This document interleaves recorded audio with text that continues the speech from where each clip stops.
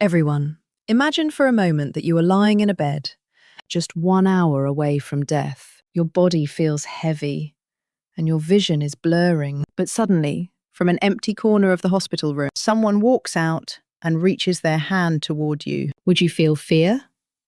Surprisingly, hospice nurses, who have watched over thousands of deaths for 30 years, say, absolutely not. Instead, they testify that patients who are writhing in pain suddenly smile peacefully, as if it were a lie, the moment they face that invisible being. It is a bizarre phenomenon that cannot be explained medically, but happens every day in hospital rooms around the world. Who on earth are they talking to in thin air?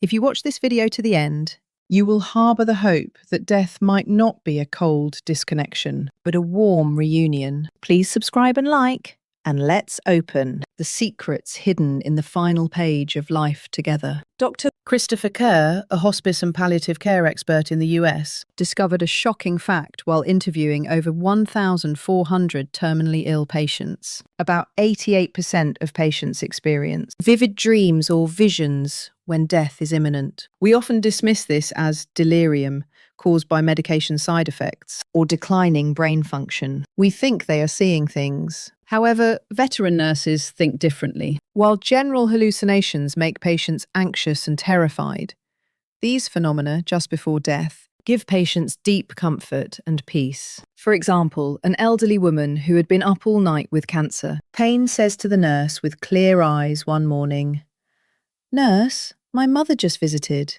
It seems it's time to go. I need to pack my bags." Let me tell you a real case. Mary, a woman in her late 70s, had lived a strict and prickly life. As death approached, she cried out every night, saying, "I am so afraid of dying." Her family didn't know what to do. Then one day, when the nurse entered the room, Mary was reaching out into the air, smiling brightly like a child. When the nurse asked who she was talking to, she whispered, "My father is here. He is waiting for me, holding the red doll I lost when I was a child." After that day, her fear completely vanished. She closed her eyes comfortably, as if she were just going to sleep or leaving on a trip. Nurses say that at the threshold of death, there are definitely escorts, beings, who come to meet us, whom we do not know.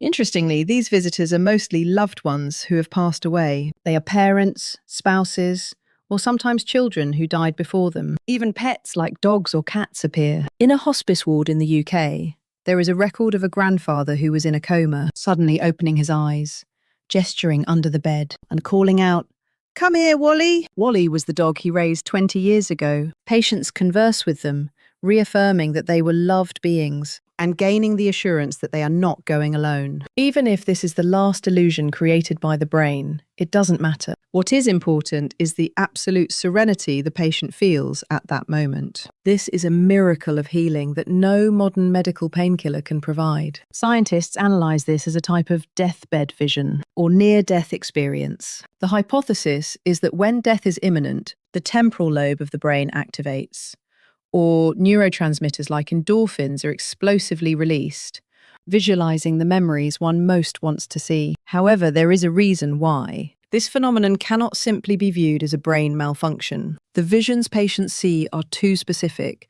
and sometimes include facts the patient didn't know. For example, there was a case where a patient was puzzled, saying her brother had come to meet her, even though she hadn't heard news of his death. Later, it was revealed that her brother had indeed died in another region, just a few days prior. Can we really dismiss this as merely a trick of the brain? If your parents or loved ones are facing death and start talking to someone in the empty air, do not panic or deny it by saying, "Snap out of it, there's no one there." That interrupts their most precious moment of comfort. Instead, ask them this: who is here? What are they wearing?